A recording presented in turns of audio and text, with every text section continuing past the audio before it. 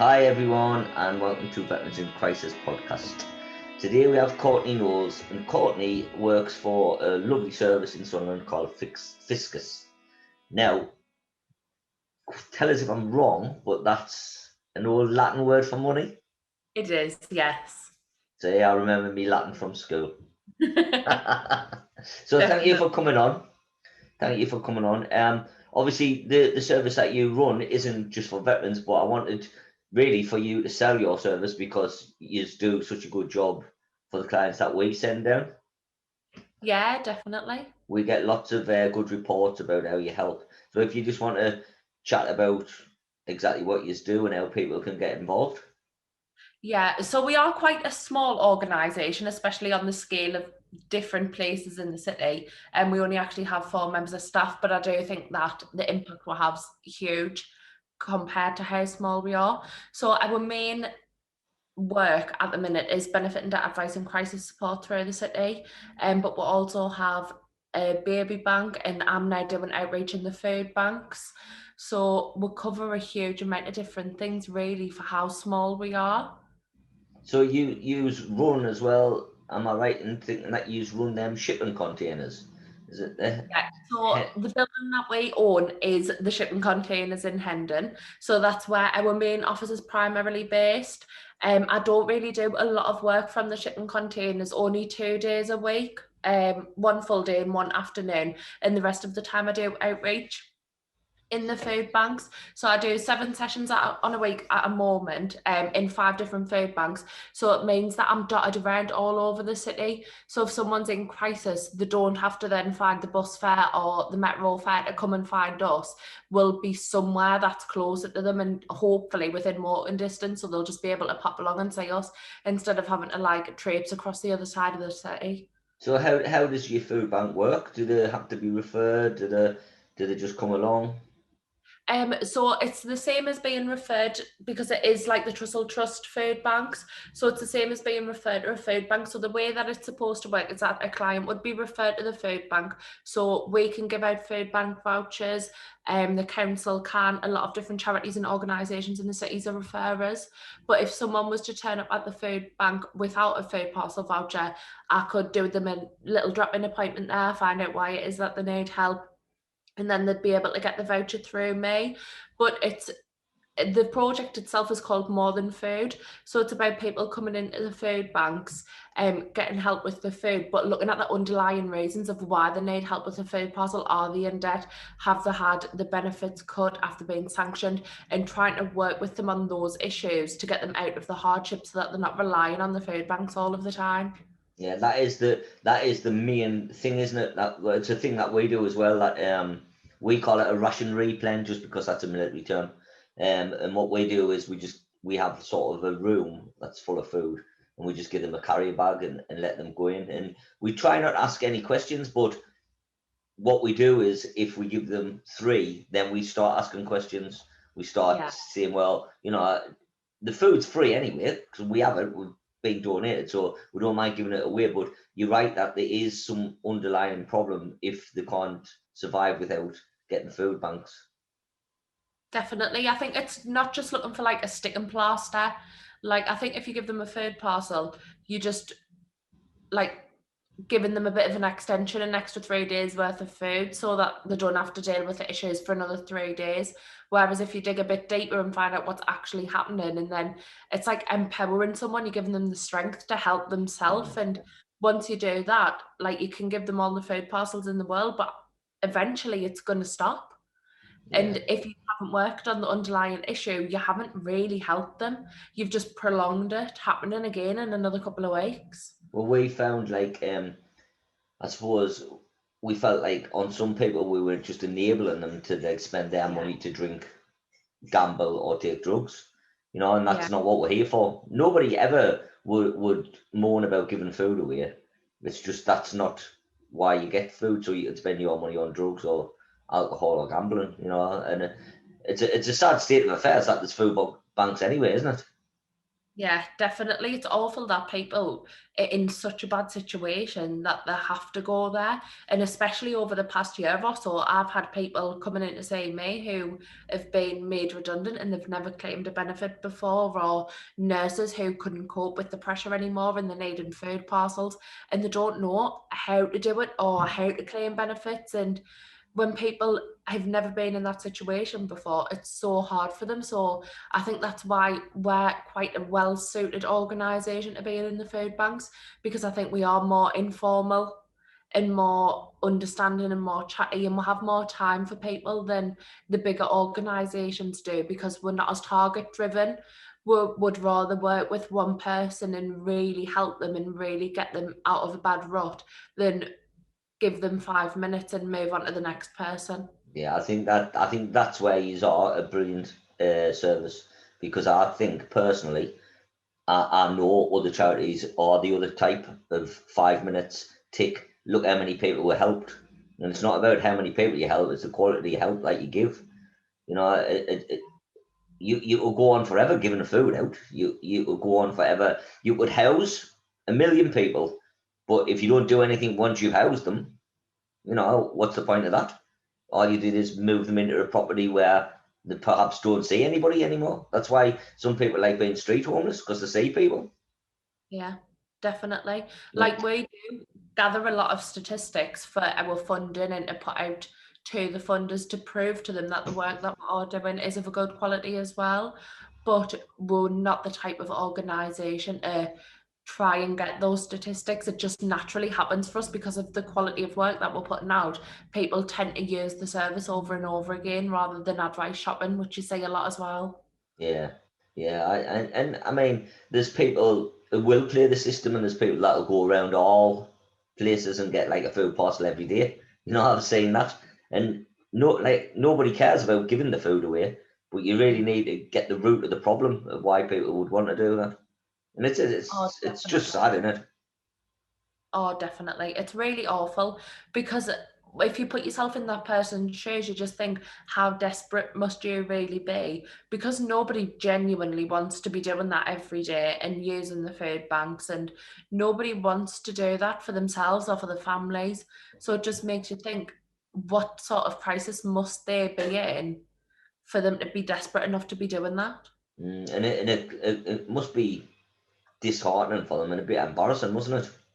Yeah, definitely. I know a lot of people get embarrassed about going into the food banks, but I think we're very lucky with the food banks that we do have in Sunderland, because I know, especially working in them week in, week out, the staff and the volunteers who work there are absolutely lovely and they couldn't be nicer to the clients as well. So I think we're very lucky in that way that the food banks run in a similar way to FISCUS.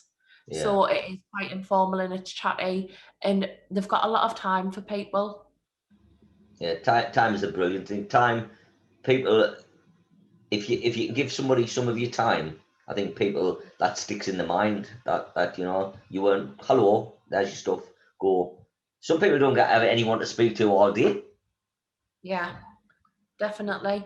Especially older people who have been self-isolating and they haven't seen family for the past year or so. If they have to come in for a food parcel and they even just get 10, 15 minutes chat and a cup of tea, it could be the first person that they've seen or spoke to in weeks or months. And I think it's really important to remember that that could happen to any of us and it could happen to any of our family members. Like any of us could be put into that position tomorrow. You never know what's around the corner.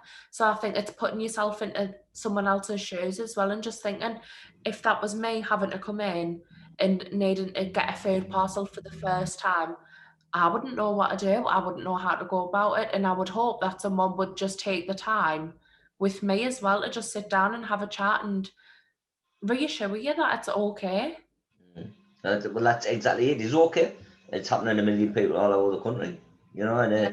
and at some stage, I suppose everyone in their life's gonna be in a situation that they don't want to be in, and it's just Yeah. the same Well, with. statistically, they say you're only 2 paydays away from being homeless. Yeah, yeah, well, that. But people take it for granted that everything's okay with them and they would never claim benefits.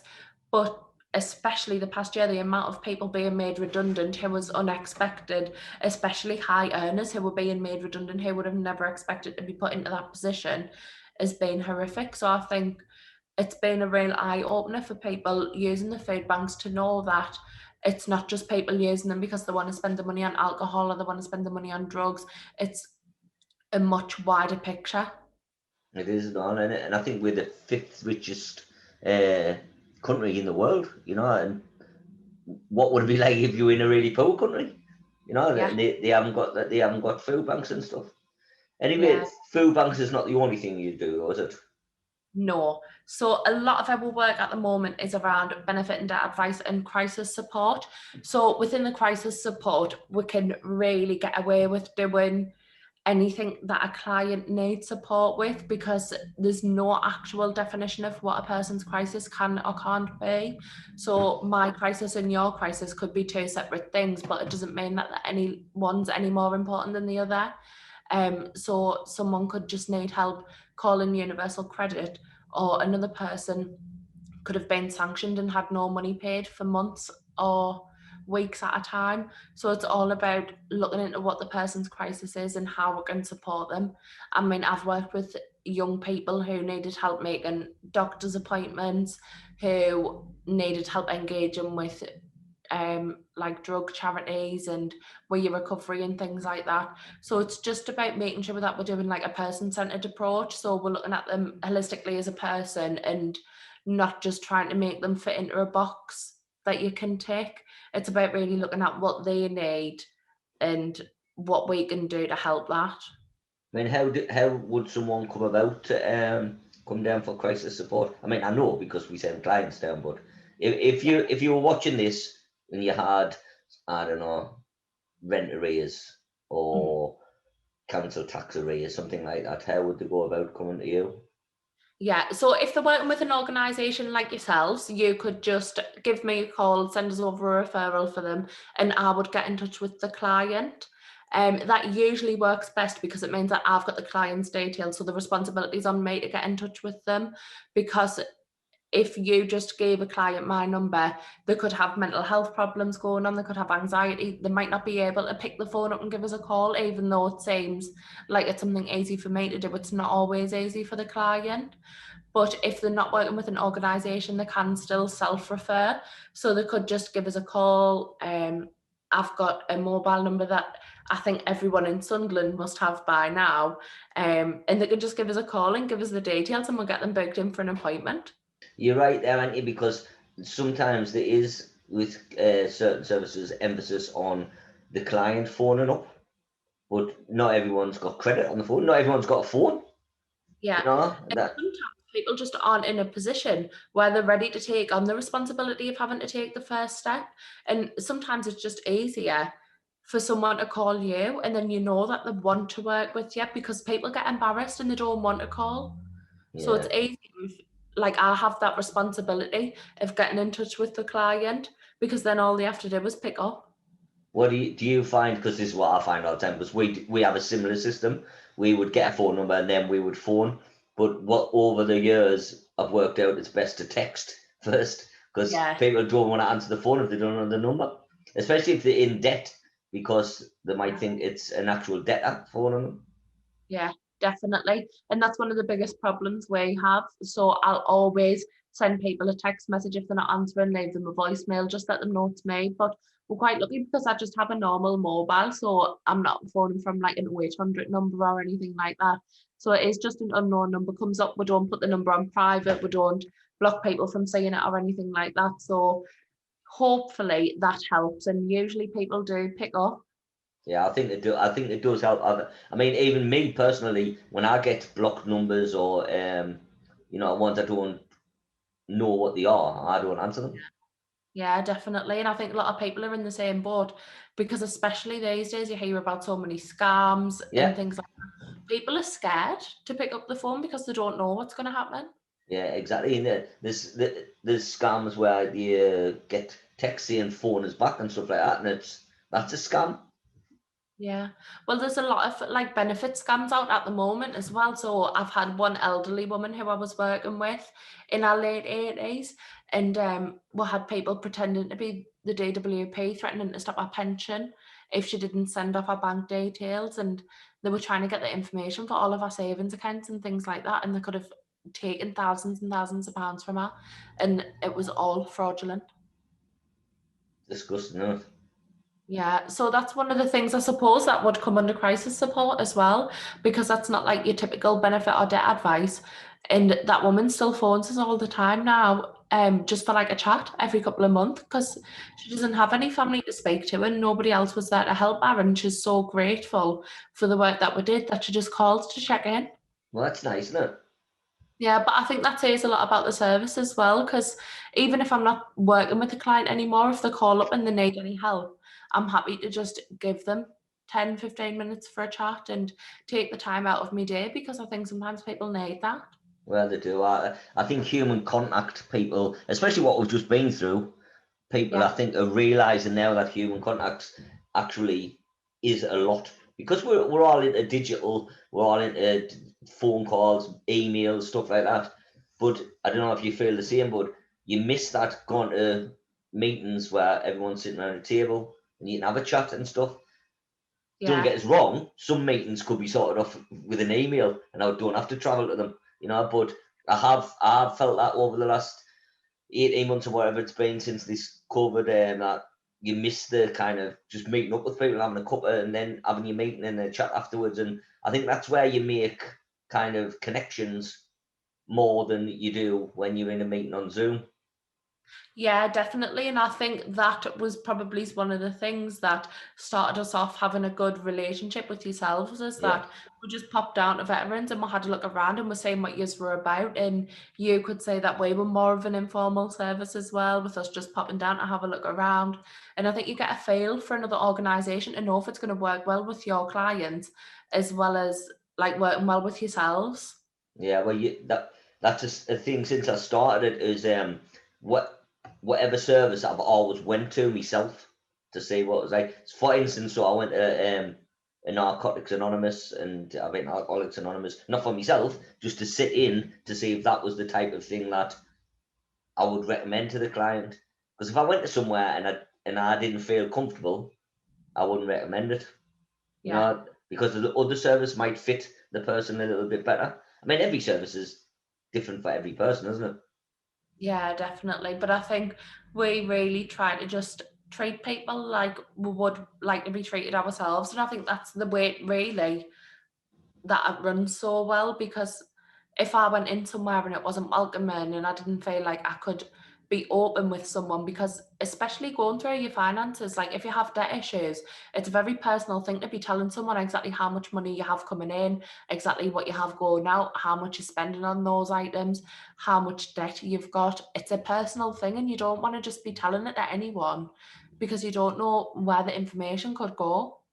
Well, this is it. And it's an embarrassment as well, isn't it? If you've got yourself. I mean, I once had a client, and he said he had some debt problems. So I said, how much? And he said it's about 4 grand. So we got all these letters, went through everything, and it was 78 grand. 78 from Yeah. four, and it just shows you he just cut off from the last 2 3 years, never opened any letters, anything like that, and that was a 78 grand, man. He lost his house and everything. Yeah. I mean, we've had some clients who've came in breaking the heart because they've got £1,000 worth of debt. And then we've had other clients coming in with hundreds of thousands of pounds worth of debt that don't really think that it's a big issue. So I think it's all based on what the person feels as well. Like I know if I had a couple of grand's worth of debt and I lost my job, I would be mortified and I wouldn't know how to deal with it on my own if I hadn't been in this job. So I think it's just about realizing that something that might be a huge amount of money to someone else isn't necessarily a huge amount to another person, but it's about how they feel themselves and not trying to relate them to another person. It's all about it's just that one person and you can't compare it to anyone else, because everyone's emotions and the way that they deal with things is completely different. That's what I like about your person-centered approach. Like that's the way it should be. Everything should be that, shouldn't it? Every service should be exactly the same, and just go for that person. For whatever's happened to that person at that time, then that's the way it should be. You shouldn't think, oh well, earlier on I had somebody and had that problem, so Mhm. that would be the same level of help that they need. But it goes up and down, doesn't it? Level of help goes up and down all the time to people. Some Yeah. people need hardly any help, just pointing in the right direction. Some people need you to hold the hand to go to meetings and all sorts. Yeah, definitely. And I think at the end of the day, that's what we're here for, and we need to cater towards their needs and not push them to do things that they're not ready for. Because in 6 months, they might be able to go to that meeting by themselves, but you've got to empower them and help them, and then they'll feel that way. You can't just push someone into doing something that they're not comfortable with, because I can guarantee you they just won't come back and use the service again, and then you haven't helped them at all. Yeah, it's just been a waste of everyone's time, hasn't it? Yeah, definitely. So other than your food bank and your debt, not your debt, obviously, but your debt advice, what else do you do? Yeah, so all different streams of benefits advice, so we would help with an initial benefit check. Even if the client doesn't want a benefit check, we always go through one just in case they have any underlying benefits that they didn't realise they were entitled to. Last year we did around about £1 million of benefit applications that were successful, so that's really helpful for clients. We'd then go through all of the benefit applications. If they were turned down for anything and it wasn't successful, we would help them with like a mandatory reconsideration where they ask the DWP to look at the claim again. If they still weren't successful after that, we could refer them to welfare rights, who work as a part of Sunderland Council, and they would help them with an appeal. And then we also have another project that FISCUS runs called Sunderland Baby Bank, so it's bundles for babies.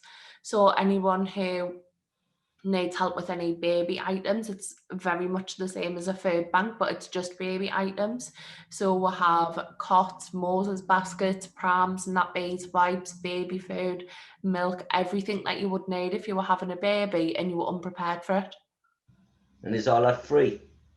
Yeah, so it's completely free. The only thing with bundles for babies is that we do need a referral to be able to put through the baby parcel, but that referral can come from like myself, so they could come and say me, we could go through why they couldn't afford it, and then we would put it together, and we could get it from any organisation like yourself, any other charities, and then we'll also take them from the social workers, GPs, midwives, health visitors, anything like that, anyone who was in the position where we would trust that they weren't taking advantage of the service or using it too much, because if that was the case, then we would have to look at why they were continuously needing the help. But yeah, completely free. It's a brilliant service. I like how we've sent people down, so I know how good it is. Is there anything else that you do? We'll also have another organisation, not an organisation, another project that we run, which is called My Sister's Kitchen. So we'll have a group of volunteers who meet and they just have a chat, like a weekly catch up. They'll come in, they'll make themselves a meal, and they just meet together and support each other with different things. We do have a little garden that has just been built at the bottom of the car park at the shipping containers. So we're hoping to start up a gardening group soon, and get some like vegetables and fruits planted, and then hopefully we'll be able to run some classes about cooking on a budget and using the produce that we'll be building, that will be Growing. growing in the garden.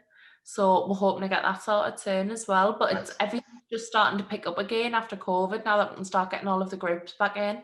that's exciting, isn't it? It's like starting afresh when because we're starting to do a lot of outdoor activities like surfing and canoeing and stuff like that, and it just we've got loads booked in it, and you forget the year that's just been where you weren't allowed to do anything. It's just so exciting that stuff's happening. I mean, people that even would go course steering, so jumping off the cliffs at Whitburn and Oh, all sorts of stuff. It's just so exciting to get it started again. yeah. Do you Oh, it sounds do some training as well? Didn't you put some of our clients through food safety and stuff? Yeah, so as and when needed, we work really closely with a couple of training providers. So when we're doing like our cookery classes that we're hoping to start up again, we do put people through like the food hygiene level 2, and we do like fire warden training as well. So we would bring in an outside provider for those, and it just means that people, if they're looking to move back into work, even if it's not for a year or 2 years, they've got some good experience to put down, they've got some training to put down, and it always helps. It is. It's worked for us because we put our volunteers on it. Yeah. So they run the food in the ERB. Is there anything else you want to get out, or any message you want to send? Just that if anybody needs help, they can get me number and definitely give us a call and we'll get you booked in. Or if anybody would like to refer a client in, definitely just get in touch and we'll get in touch with the clients. Excellent. Well, this will be going out on Thursday, and we can get your number run along the bottom if you want. Yeah, Or any kind of details. We can add some details into the sort of advert for it going out. Does that sound yeah, okay? I can email them over. Excellent. Well, thank you very much for taking part. It's been very informative, and Oh, hopefully you'll for be having popping. us. Hopefully you'll be popping over soon for a cuppa anyway. I know, as soon as we're allowed, Joe, we'll pop over. All right, nice one. You take care. You too. See you Thank later. you. Cheers. Bye. Bye.